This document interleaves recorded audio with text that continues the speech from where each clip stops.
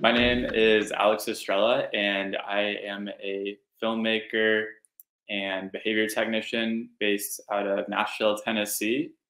I'm 27 years old, and I just recently graduated Vanderbilt University with my master's in special education. Um, so my story begins when for me, when I was 3 years old. Um, when I was three, I was diagnosed with autism spectrum disorder at the UCLA Medical Center in Los Angeles, California. And at the time, this was back in like 1998, 99. At the time, the doctors who were, kind of presiding over my case or doing the test told my mom that I wouldn't be able to be a functional adult when I was older in life, like at the age I'm at right now.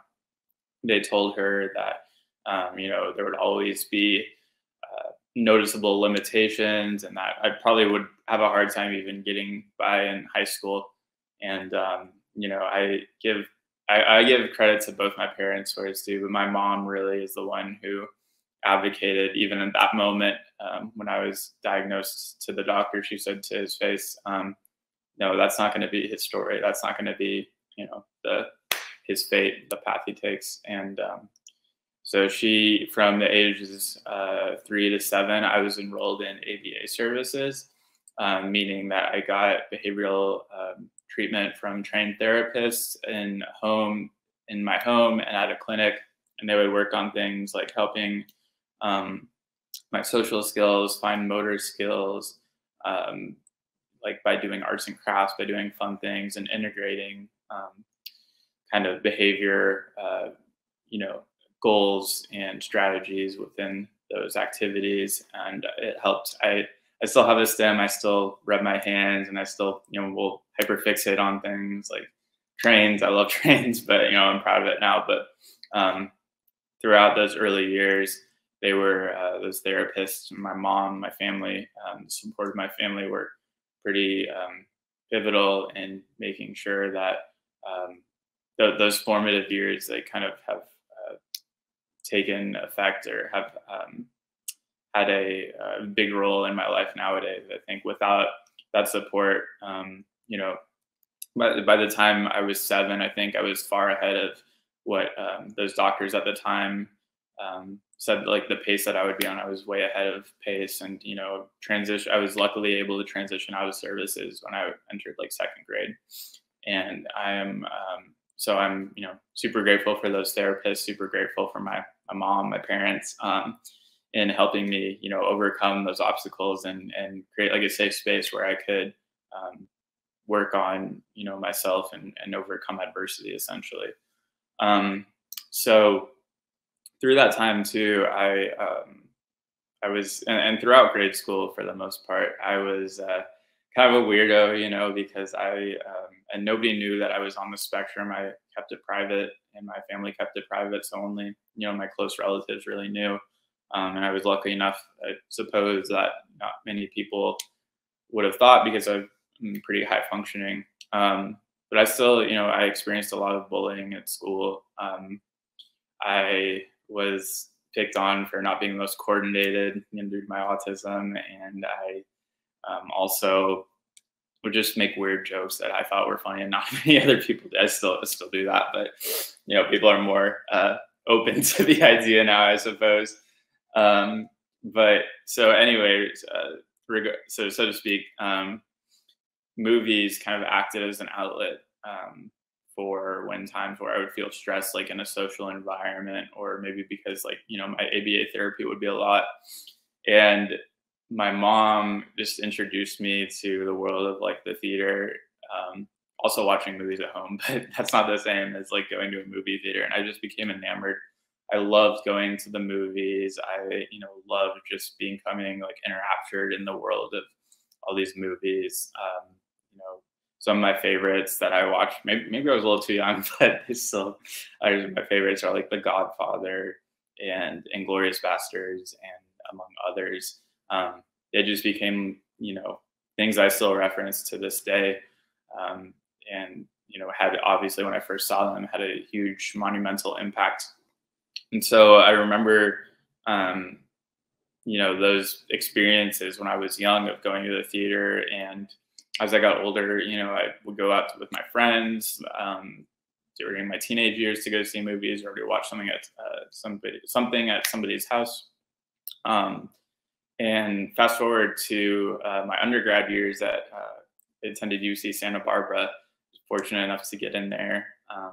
When again, doctors thought I was only going to go to maybe not even past high school. I got to UC Santa Barbara, which was crazy.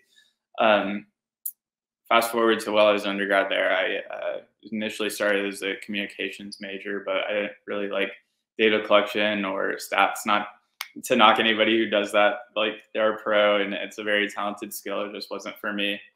And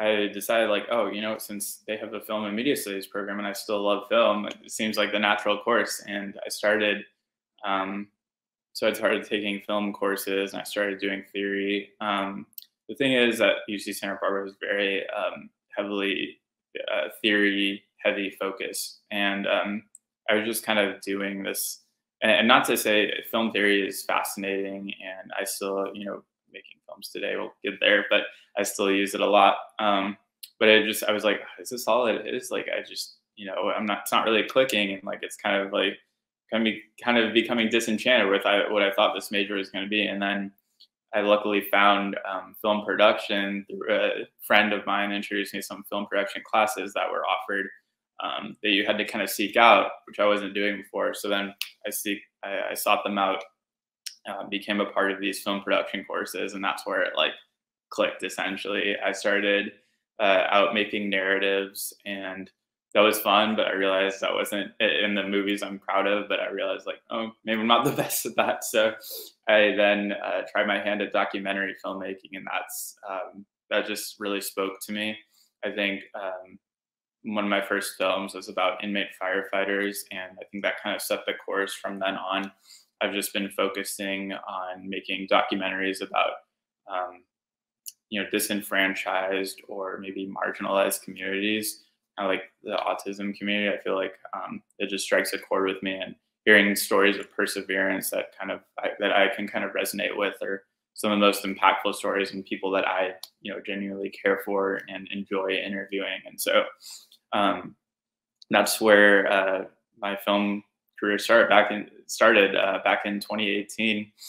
I made the Trial by Fire about inmate firefighters, and then a couple more about inmate programs in California. And now I'm in 2023 doing documentaries about the special needs community. My newest documentary, entitled Free Play, which is coming out in just a couple weeks, actually in December of 2023, is about Middle Tennessee's largest all-inclusive park, playground, a safe haven for kids with disabilities, and a mother's perseverance to create that park despite overwhelming adversity. And myself and my team of filmmakers are very proud of that project. And to kind of coincide with the release of this and the work I've been doing with filmmaking and the special needs community over the last couple of years, I started my own company called Blue Star Productions. And Blue Star Productions kind of germinated from the idea that, while I was getting my master's in special education, after I was working in California a bit as a behavior technician, that's what inspired me to get my master's in special education and not film. But while I was working towards my master's, I was realizing I really want to intertwine my passion for helping the special needs community, and especially kids like myself who went through applied behavior analysis or ABA services, but also intersect film into that, intersect and intertwine both of my passions. And so that's how Blue Star started, Blue Star Productions. And so Blue Star Productions, in addition to myself, we aim to empower neurodivergent filmmakers, and it doesn't have to be autism. It can be anybody who relates with a disability can be a part of our roster.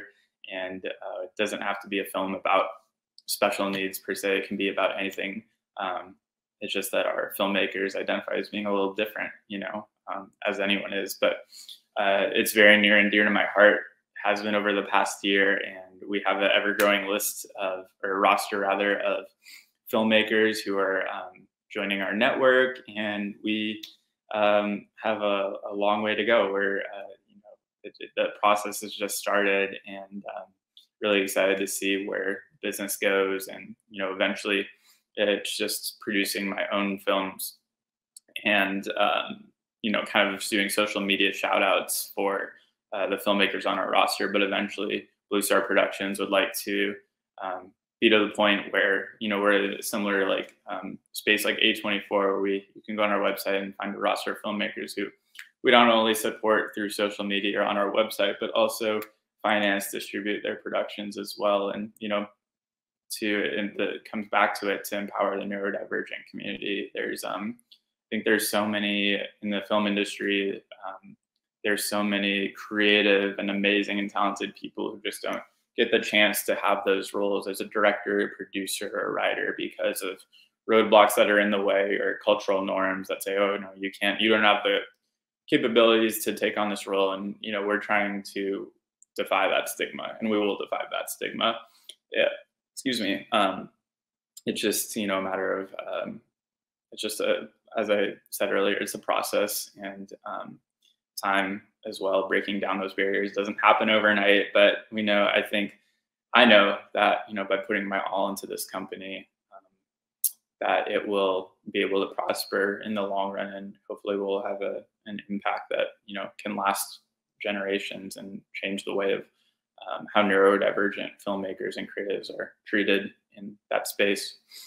And yeah, throughout all of my time with Blue Star Productions, I've been working for the past year after I graduated. I've been working as a behavior technician, and I think that kind of fuels. So I should explain. A behavior technician is like essentially the services I received when I was a child, of working on motor skills, social skills, and other functions of behavior, and reducing the the more abnormal or challenging behaviors.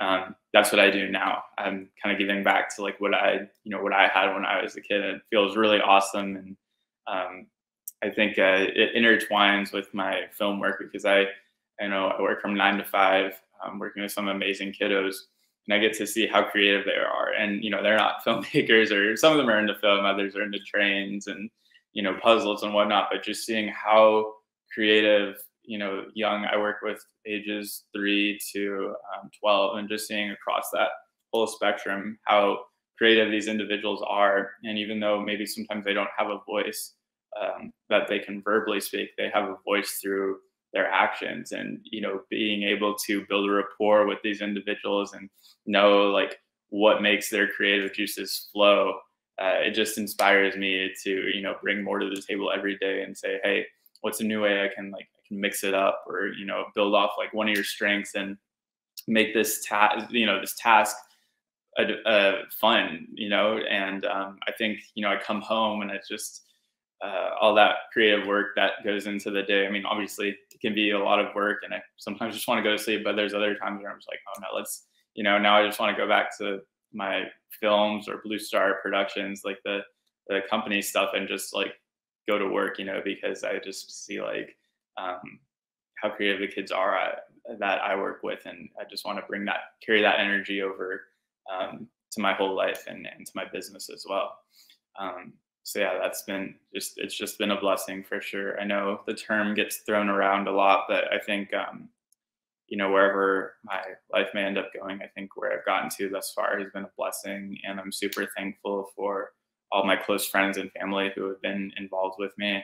I actually just this past May, I know I mentioned earlier how I was like private, only my family knew about my diagnosis. And I was, even 5 years ago, I would have been mortified to tell any of my close friends or significant others about my diagnosis, because I had a fear that I might be kind of shamed, or just like people would bash on me. And this past May, I on Instagram like made a post about me being on the spectrum, and talking about the services I received when I was younger. And the reaction couldn't have been better. I was so nervous when I clicked post to post to the web, and it was just amazing. I was and again, like the reaction from my friends, my family, it was better than I could have imagined, and they're like so in support of what I'm doing, and knowing that sometimes I see the world a bit differently, maybe, but that's not necessarily a bad thing because of my autism. And I'm proud to attach that label. Autism doesn't define me; it's just a part of me. But I'm proud to say it's a part of me now, instead of in the past saying like something I've tried to hide. And so to bring it back full circle, I know, like I said, it gets thrown around a lot, but I truly feel blessed to be in the position I am now, and thanks to the support of so many close individuals to me, whether they're physically near me and here in Tennessee, or whether they're back home where I grew up in California. There are just so many amazing people that inspire and love me every day, and I'm super grateful for that support. And through all the struggles, through all the hardships, through the triumphs, through everything, they've been there along the way with me. And glad to have some, many trusted people in my corner, especially my mom and dad. My mom and dad are my heart and soul, and yeah, I would not be who I am, where I am today without them. So massive kudos, massive shout out to Matt and Cherry, if you guys are watching. And yeah, so once again, my name is Alex Astrella. I'm based out in Nashville, Tennessee, and thank you to Aspika for letting me share my story. I hope you enjoyed, and would love to connect with you guys someday. Thank you.